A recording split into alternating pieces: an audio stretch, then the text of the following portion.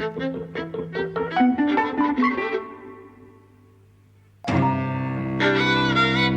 and welcome to Eavesdropping at the Movies. I'm Mike. And I'm José. And today we've been to the Mac to not only see The Old Dark House, directed by James Whale in 1932, but to hear José introduce it. Yes, I've been doing a couple of those. I did the Frankenstein one as well, and the brief was to not only introduce the film, but to kind of try to relate it to queer cultures, which I found a bit difficult to do at the Frankenstein screening because I hadn't realized it was going to be so full of children. So actually, I had to change quite a lot of what I was going to say, just to take into account that there were children listening. But, today there was like nobody there under 50, I'd say, actually. It was like, well, you. You were the youngest person there. Which is a pity, I thought, Yeah. Well, I don't know. What did you think of the film? I think there's clearly less interest because people have heard of Frankenstein, and Frankenstein is it's iconic, to use the word of the day, but it really fits. And you pointed out in your introduction that what James Whale did in developing the look of Frankenstein has stayed with us to the modern day. Yes. And not only, you pointed out the Incredible Hulk and things like that, but just that image. Yeah. That image stays with us. Sure. And it is the image of Frankenstein now. Yeah, that was developed for that film. So that's going to be, I think, a big reason why, certainly why kids were showing up at Frankenstein, but not here. This is 72 minutes long, and at points I felt like I was really getting my money's worth because it felt long at times. Really? Yeah, it did to me. It's interesting. I think it's interesting when the film starts. So it's these guys are driving through, mud and rain and flooding, trying to get to Shrewsbury. And they can't stick it out. They find a house and they beg the owners of this house for help. The owner is a very, very old man and his sister, and they're sort of beaten up. He always looks like Frankenstein in that he feels like he's been stitched together, his face. Their butler, played by Boris Karloff. And a couple of other people arrive, and this whole thing starts that this house is quite creepy. They're trying to stick out the night, and things start. The secrets that the house holds, I guess, start to be revealed. And early on, when this is all starting up and it's just the relationships between the characters and kind of the dinner scene in particular, I thought this is nice and interesting and fun. And then I thought it slowed down, particularly when you get to the patriarch of the house and the long explanation about the history. Because there's just a lot of this is just a monologue explaining why I should be interested in this house. But after that, it goes so quickly. Things really start to kick off to the point where I felt like it actually needed a bit more sort of, this thing about this character Saul, who, spoiler for a 1932 film, the people who run this house, that's their brother, and he's very dangerous, and they keep him locked up in a room upstairs. And this is something that the patriarch tells two of the characters. But as soon as we know this, other characters start talking about Saul as though we already sort of have heard about him. It feels very, very fast all of a sudden. Well, Saul is the secret that the house has been hiding. Yeah. And actually, is he the secret, or is he the one that reveals the secret? Because what we know is that two of his brothers got killed. Or a brother and a sister got killed, right? And the question is, was it Saul who killed them, or is Saul, being kind of kept in his room because he knows who did it? Yeah, because he claims that his brother and sister killed their sister. Yes. Is that to you something that is like an interesting sort of hanging thread to pick up? Yes, so that's tension, because also there's the line where Horace Femm says that he's kind of stuck in the house because the police are after him, right? Yes. Yeah. So why would So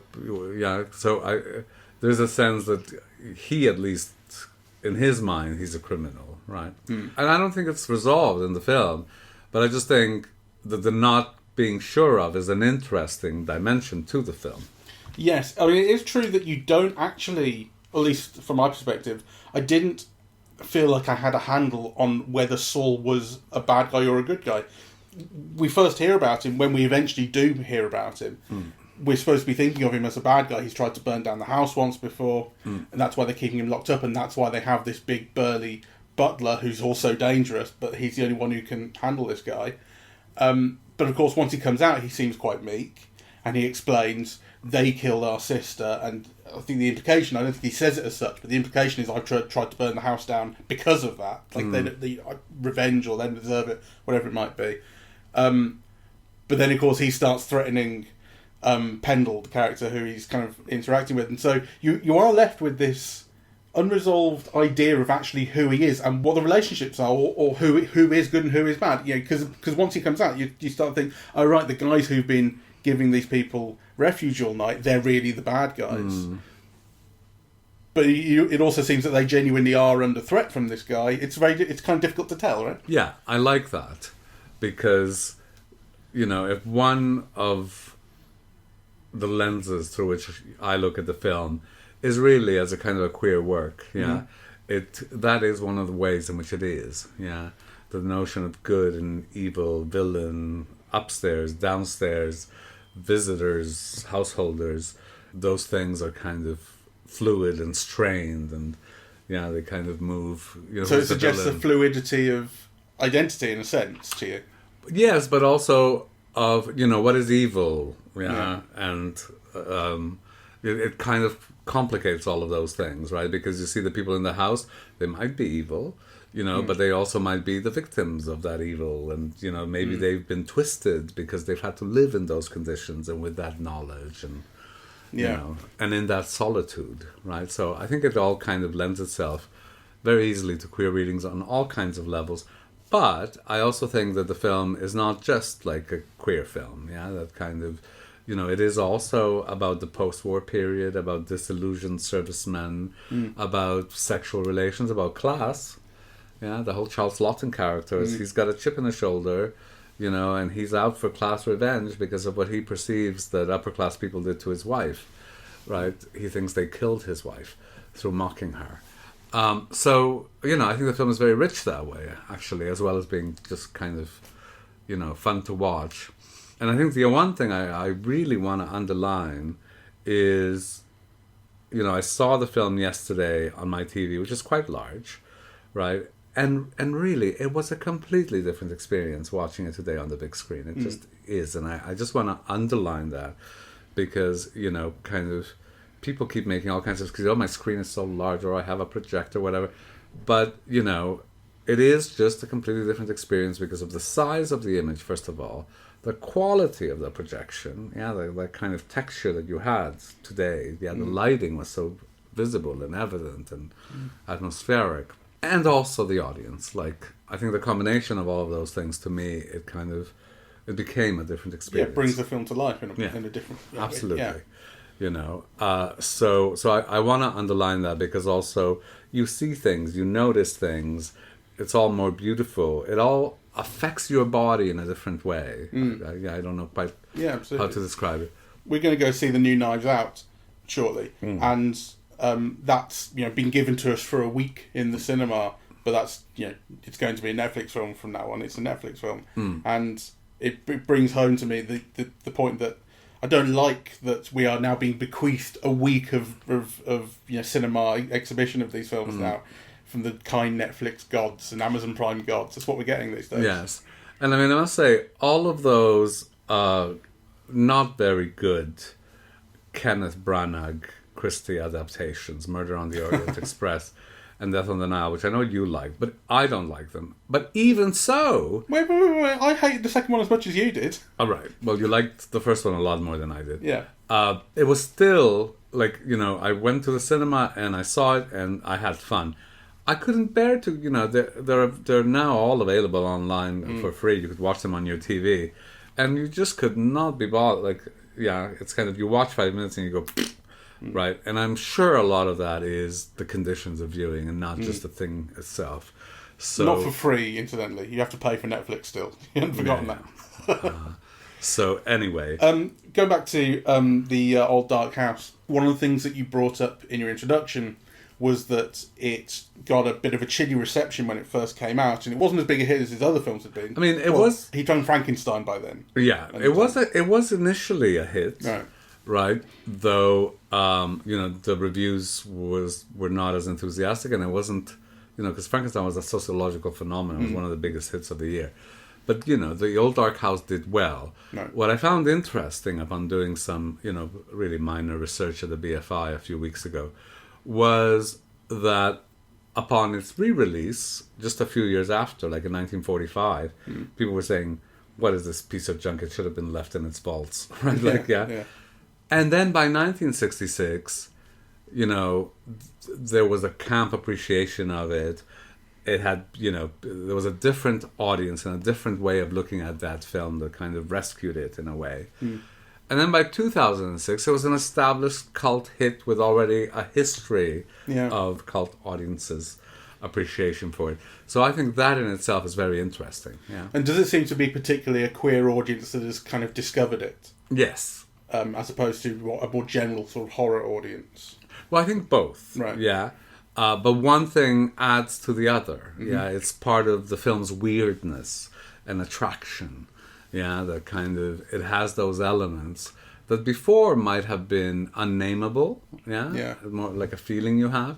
But actually now they could be given a name. I mean, I'm sure even straight audiences, when Ernest Thesiger, comes down the staircase and says, "Hello, I'm Horace Femm," right?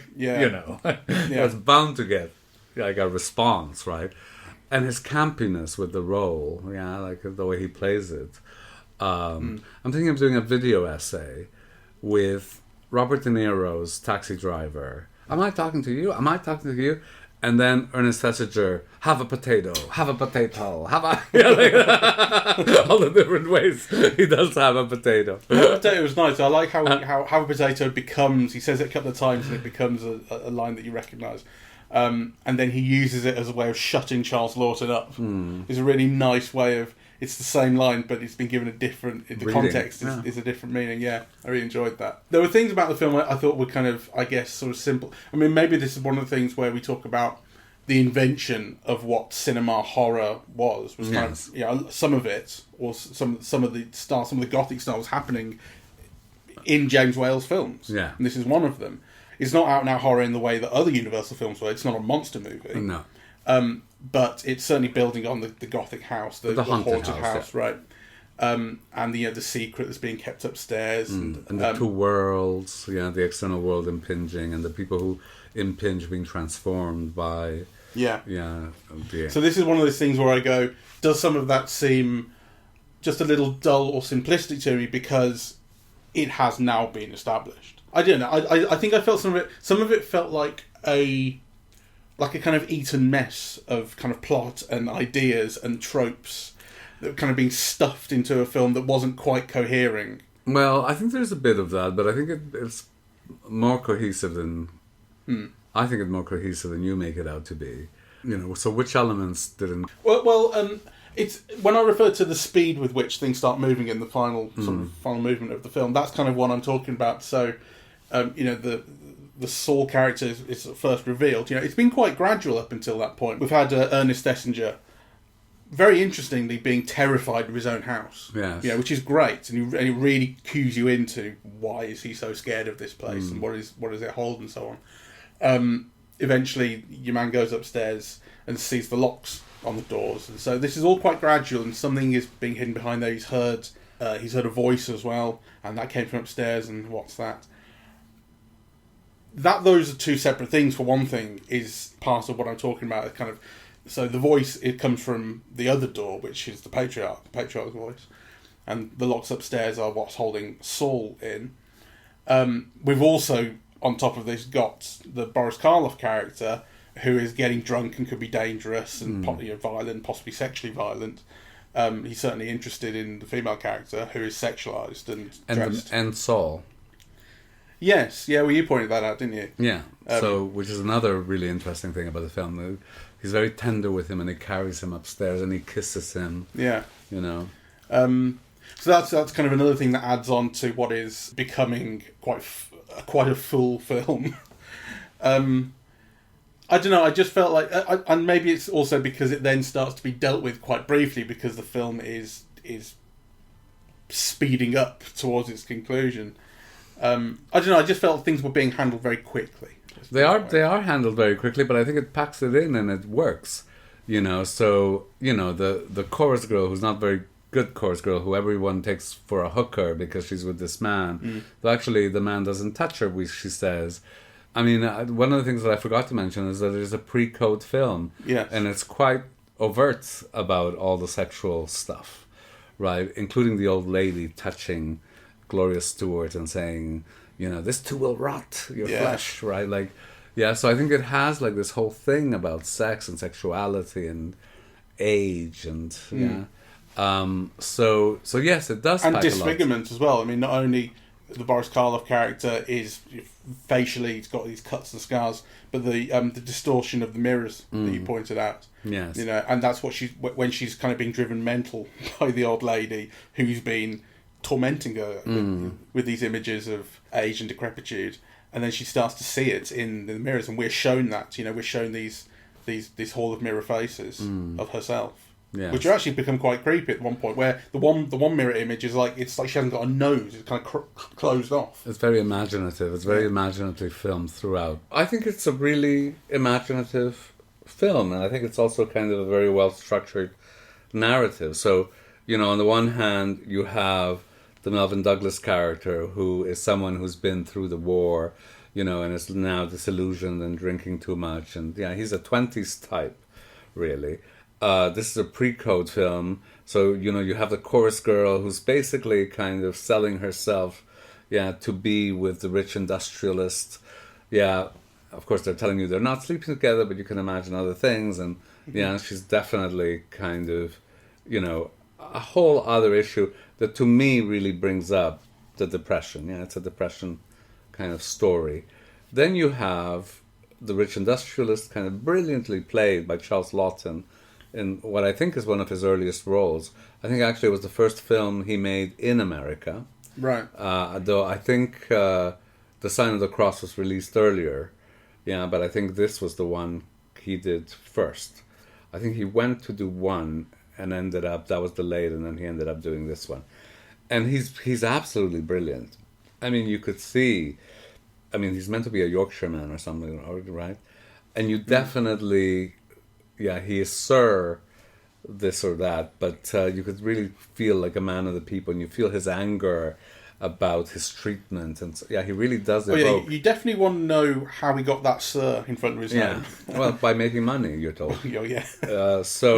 So I think the film is really bringing up all of these issues in very interesting ways, because it's all about dislocation or displacement, or people who don't belong, or people who've lost their place.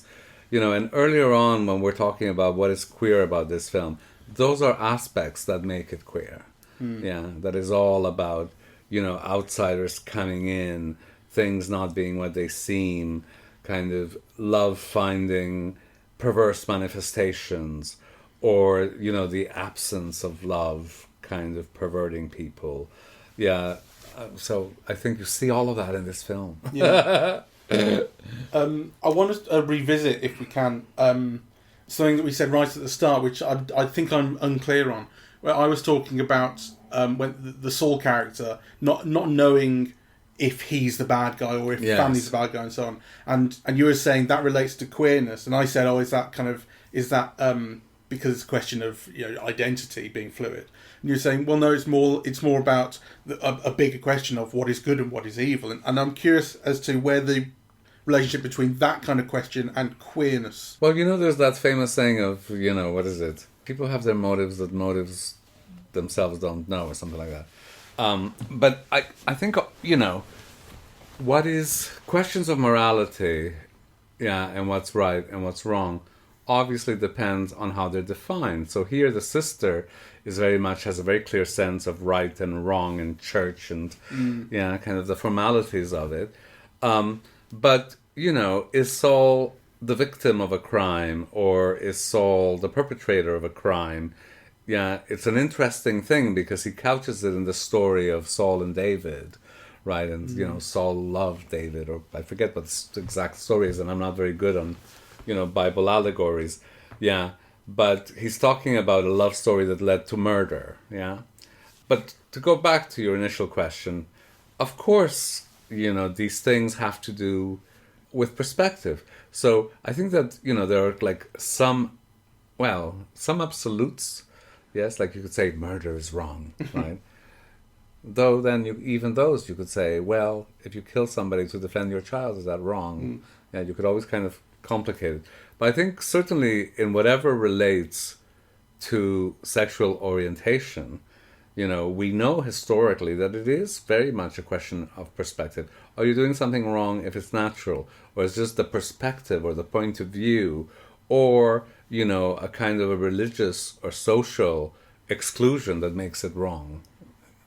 Yeah? Yeah. So, now, I think the film does slightly bring up these things, or it brings up these things in skewed ways, particularly through this kind of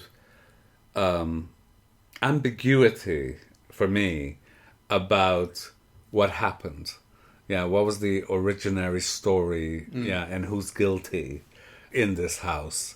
Yeah, kind of what the actions that damned this house. Yeah, kind of, what's the truth and what's just a kind of a perspective that ends up being judgmental. Yeah, but that is a pre-selected perspective that excludes, any other judgment. I don't know if I'm making myself clear. No less clear than normal. Okay. So I think there are many ways in which the film lends itself to queer readings, right? I mean, I think, first of all, the campness of Horace Femm. Yeah, I mean, it's so interesting because the film is 90 years old, right? But those mannerisms, that way of speaking, that, that response to things, I mean, someone could be doing it, in a sitcom or a drag show or whatever today, right? It feels like it's a type that predated that and has lasted beyond. Exactly. Yeah. Right? So that character alone is something. Then there are things like the patriarch being played by a woman, which is, a whole other thing, really, and a really important thing to cast a woman in that role. Then there's the story of Saul himself, because there's this suggestion that there is like this love story between the butler, and Saul. That it might also be a perverse one because you don't know whether to take him at his word or not. But he says he beats me, right? Yeah, but then kind of he's the one who takes care of him and who nurtures him and who kisses him and who holds him and who mourns his death, right? Yeah. Yeah, so kind of, I think, those things are quite operative in the film. And then there are more abstract things, like, again, people going into the house, right? Because everybody who comes in from the outside is, in quotation marks, normal. But everything in the house is strange, yeah? Yeah, the relationships seem uncomfortable and weird. And when these quote-unquote normal people come in, they are confused by it. They are, or become, later confused by it, or become intimidated by it. Yeah. So I think all of those things are really interesting. I'm not sure if I've worked them all through, but I think to me what was interesting about this film is, how it really does use camp, in the sense of taking the form of something and applying it to something else, to be both critical and humorous about it and to dislodge it, right? And actually, so one of the famous sayings of one of the few things I remember because my memory is so bad is, but kind of somebody in New York goes to an S&M club for the first time, right? And they go, ooh, Toto, I think we're not in Kansas anymore, right? Yeah, so kind of that type of attitude. And I think that's something that is evident throughout the film. Even to the extent of like these outsiders going into this house and wondering where the hell are we? We're not in a situation where things operate as are normal or as we're used to them. There's a different kind of set of codes here. And I was fascinated by the idea that ostensibly the most successful director of this period at Universal, who was one of the few high-flying directors who was British. From Dudley, no less. From Dudley, no less, who was also gay, and who kind of set up a visual vocabulary through Frankenstein, Bride of Frankenstein, The Invisible Man, and The Old Dark House, for a whole series of aspects of horror that actually lend themselves very easily to gay readings, right? So in Frankenstein, you know, the person who wants love and acceptance, but who's shunned and who's chased by the community and, you know, finally burned. The Invisible Man, right? The person who you can't see, but, you know, who might be very damaging. The sense of the Invisible Man as a queer trope is something, you know, that, I mean, very famously in mid-20th century America, you know, that was kind of one of the things that was thought to be like the scourge of communism. Yeah, communism in our midst, right? Like also they were invisible and secret and so on, but they were amongst us. Of course, you know, it's the same with gay people who were often thought to be communists on their own. That hasn't changed really. I mean, it's still the gay liberal agenda. So I just find that interesting that queerness and horror coincide, in the work of this British gay director that set up a kind of a visual imaginary or vocabulary. Or, I mean, it's not that these ideas didn't exist before, but he kind of visualized them and gave them shape, right, in ways that remain very important. James Whale was openly gay, wasn't he? Well, people say that, but to me, like, I always wonder what that means, because, you know, if it's illegal and if it could make you lose your job and get you arrested, what that probably means is just that, you know, you didn't have a fake marriage, or you didn't pretend to be something that you weren't, but you certainly didn't go about announcing it. You didn't, you know, go waltzing or dancing with your boyfriend at the Mocambo or something. Right? Yeah. So, you know, so people say he was openly gay, but, you know, how open can you be in 1920s or 30s? Well, there's also a difference between openly gay and it being common knowledge. Among others, among the moviegoers. I mean, you know, I'm sure that it was something that was known by his inner circle, but I'd be very surprised if it was known beyond that.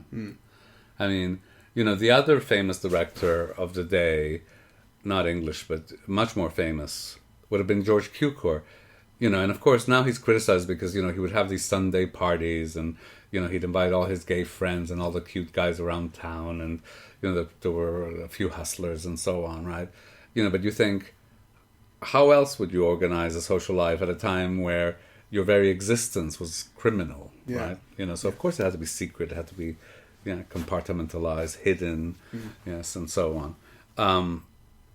Ostensibly, James Whale, you know, was more open than that, but how much more open you could be without being put in jail in those days, I don't know. I don't think much. We were talking briefly earlier about the visual distortions. Yes. That the mirrors yes. provide.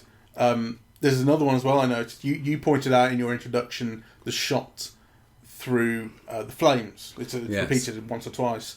That we see the people sitting around the fire, and we see through the fireplace from behind and the fire. But there's a couple of shots where it's been taken from that angle.